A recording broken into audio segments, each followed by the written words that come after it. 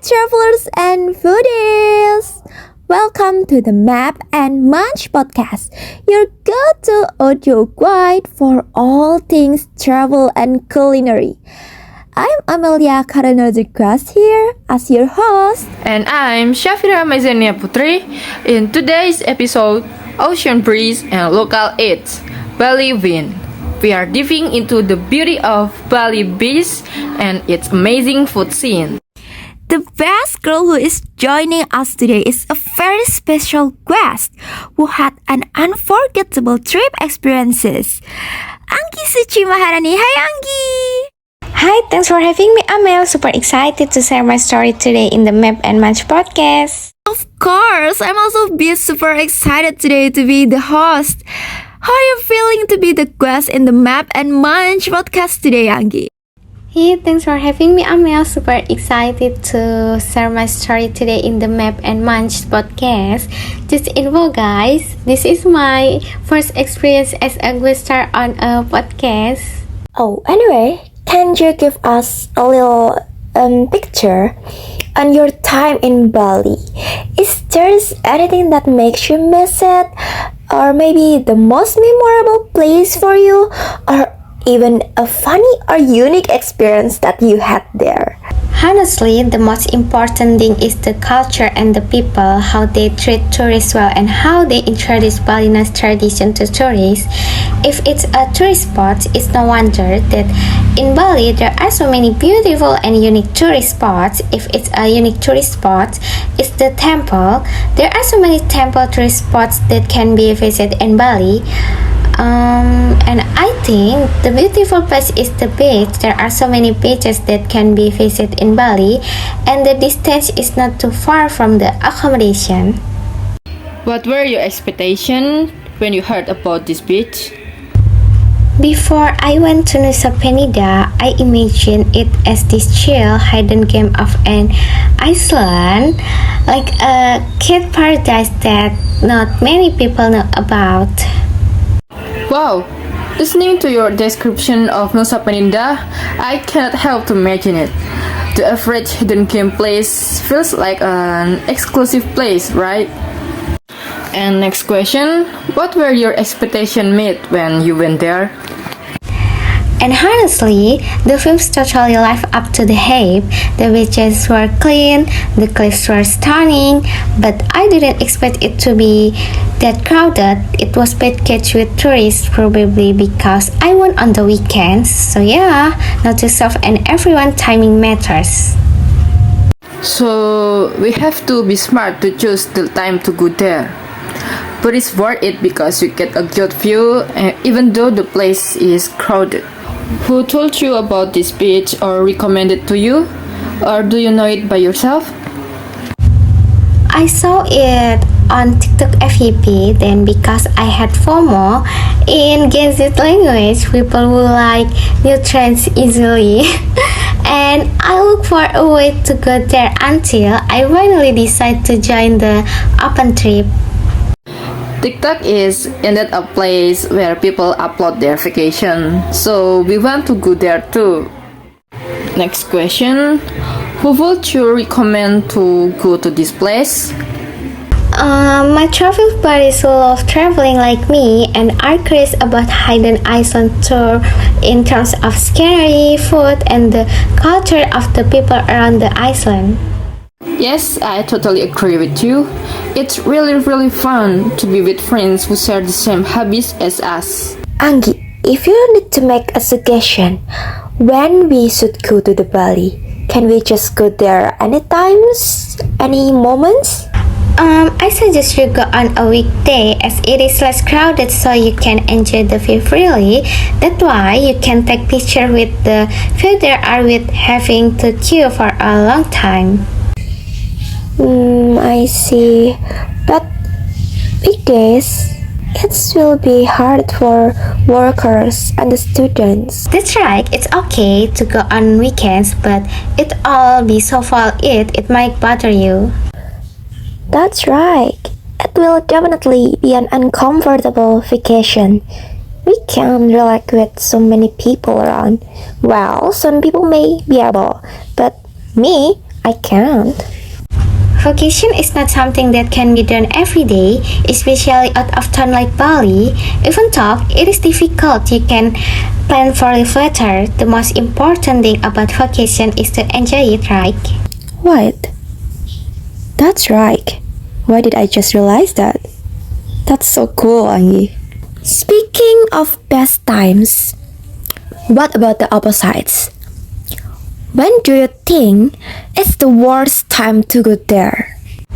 When the weather is bad during the rainy season because we have to cross from Saru Harbor to Nusa Penida, if the weather is bad, the speedboat we use could have problems in the middle of the sea because of the waves from the bad weather.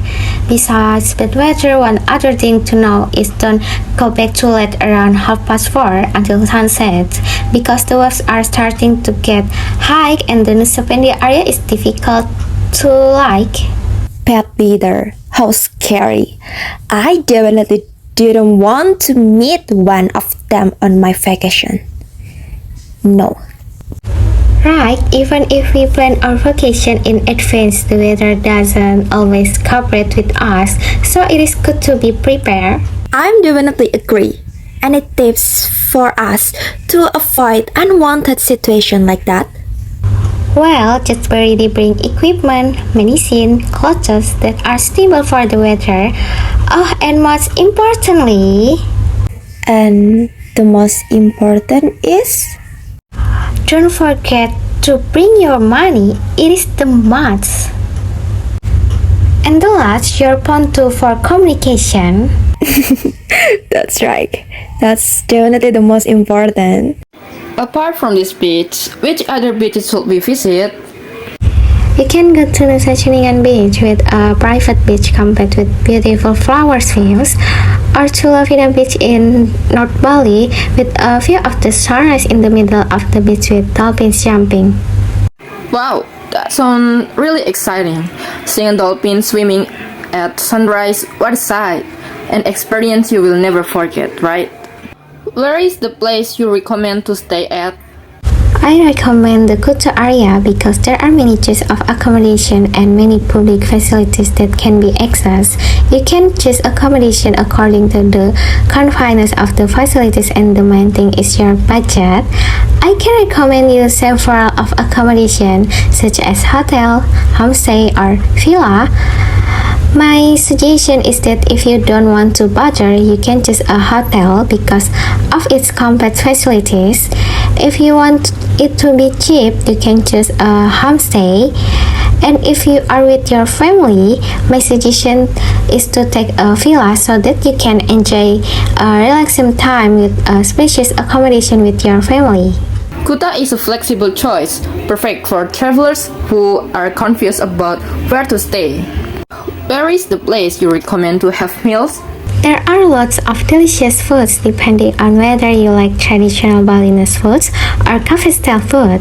If you like traditional food, you can go to Denpasar, such as nasi liku. If you want to cafe-style food, go to Ubud. There are lots of famous cafes, one of which is the Yah Art Cafe. So just choose according to taste, right? I'm so curious about nasi liku and the atmosphere at the cafe in Ubud. Anggi, may you tell us why are you interested in traveling, especially traveling to the beach? Because it is not too difficult to reach, and I think the view can calm my mind for a moment from worldly problems. Oh, do your problems feels like they are disappearing with the foam in the ocean? Now my problem seems to disappear as quickly as my money left once I went on vacation. I see. Wow, the way you describe it, I really want to go there right now. But I wonder about something actually. How is the route to the beach? In my place, we need to pass a very difficult route before we can reach the beach. Is the route in the Bali is different? Well, it's quite steep and you need to make more effort to climb the stairs there to get to the beautiful beach view. Maybe your feet will be sore if you are not used to climbing such as a pet. It's difficult, isn't it? No pain, no gain, Amel. Well, that makes sense. Everything definitely needs hard working. Even we won't get E plus mark if we didn't work hard in this podcast project. Yes, definitely nothing is free, but to fun podcasts like this for A plus is worth it. Right, I really enjoyed our session, For the last, Anggi, can you tell us how was your experience on the Bali beach? It is exciting and can suit my mind when I'm on the beach. I can feel free from the demands of time such as studying and working. Then I could learn many things when I was at the beach such as the habits of the local people and the ecosystem on the beach by asking of local residents here. Exciting and relaxing. Wow, that's deadly combination. I think I will visit the beach as soon as possible thanks to this session. Thank you so much, Anggi, for sharing your beachy belly adventure with us. All the advices were so useful for us, not only for me, of course, for the audience too, right? I'm glad if my experience can be of help. Thank you for having me. I really hope this podcast inspires someone to take the fun trip. And thank you, listener. Don't forget to follow Map and Match for more travel and food tales. See you on the next journey.